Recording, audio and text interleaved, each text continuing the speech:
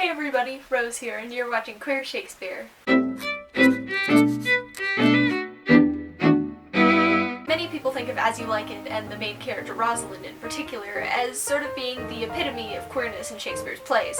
In As You Like It, Rosalind is hopelessly in love with Orlando. When Rosalind gets banished by the Duke, she makes a plan to disguise herself as a man named Ganymede and run away to the forest of Arden. She tells this plan to Celia, her best friend, who's all, "I'll go with you," so the two of them run off together to the forest. Shortly after this, Orlando learns of a plot on his life, and he too flees to the forest, where he meets Rosalind, taking her to be a young man as her disguise would suggest.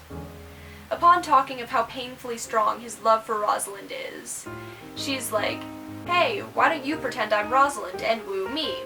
promising it'll cure him of his lovesickness. Orlando agrees, and begins visiting Rosalind every day to woo her. Most of the themes here are pretty obvious: a woman dressing as a man wooing who he assumes to be another man, and Celia's intense love for Rosalind. But there are some more subtle themes too. The first of these is the name Rosalind chooses when she puts on her disguise, Ganymede. The name Ganymede originally comes from a story in Greek mythology. In the story, Ganymede is a prince of Troy and the most beautiful man in the world. Homer even describes him as godlike Ganymede, who was the loveliest born of the race of mortals in the Iliad. One day while Zeus was looking down on the mortal realm, he saw Ganymede, fell in love with him, and brought him up to Olympus to be his cupbearer. Zeus loved Ganymede so much he granted him immortality, something that he never did with any of his other lovers. Despite the original story being pretty tame, Ganymede and Zeus's relationship became more and more erotic in Roman versions of the story later on. Some surviving Roman works even straight up call Ganymede Zeus's concubine. Eventually, Ganymede's name became a symbol of homosexual love for centuries to come, and was even actually used as a term for homosexual during Shakespeare's time. But what does this mean in the context of the play?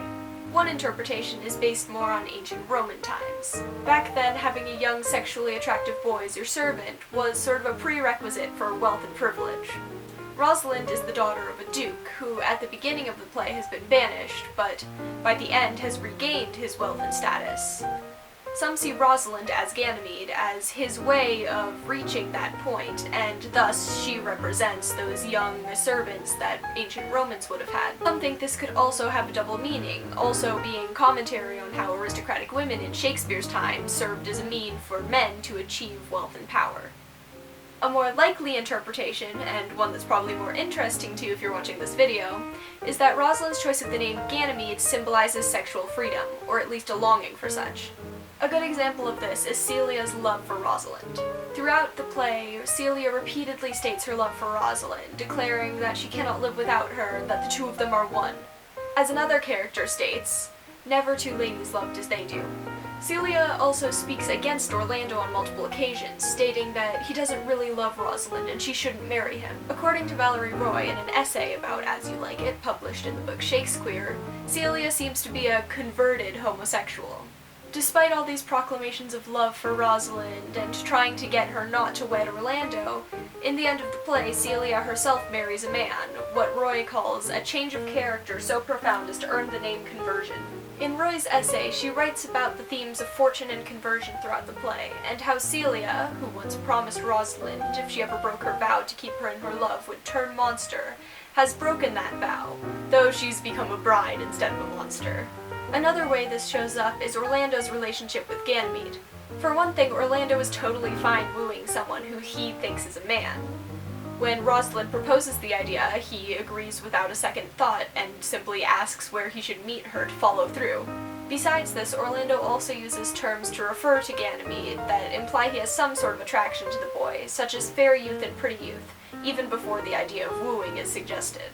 As Ganymede, Rosalind also describes one of her previous relationships to Orlando, but without changing the pronouns at all. Orlando doesn't seem the slightest bit fazed by this, even though it would seem to be a homosexual relationship to him. So maybe Shakespeare was trying to imply that this really wasn't as big of a deal as people thought it was. There's also some interesting themes surrounding Rosalind's gender throughout the play, though they're mostly lost to modern audiences. Since back in Shakespeare's day women weren't allowed on the stage, Rosalind would have been played by a young man. So it would have been a man playing a woman pretending to be a man pretending to be a woman. Shakespeare alludes to this multiple times throughout the play, the most notable of which being the epilogue at the end delivered by Rosalind. At this point in the play, Rosalind would have almost definitely removed her Ganymede disguise. Yet the speech begins with the phrase, "It is not the fashion to see the lady the epilogue," and later goes, "If I were a woman, I would kiss as many as have beards that pleased me, complexions that liked me, and breaths that I defied not." Some believe the actor may have even stepped out of character and delivered the epilogue as himself instead of doing it as Rosalind. Of course, since nowadays women are allowed to perform on stage, and since Rosalind is almost always played by a female actor, this moment changes meaning, or loses meaning entirely. It could be interpreted as Rosalind still being in disguise as Ganymede, or as Rosalind maybe not identifying as female, though that would be harder to pull off in a modern production, since Shakespeare does make it pretty clear she is in fact just a woman dressed as a man. Alright, that is all for this video. Click the subscribe button I have put right here if you want to see more of my videos, and I have put a link to my last video right over here if you missed it. Bye!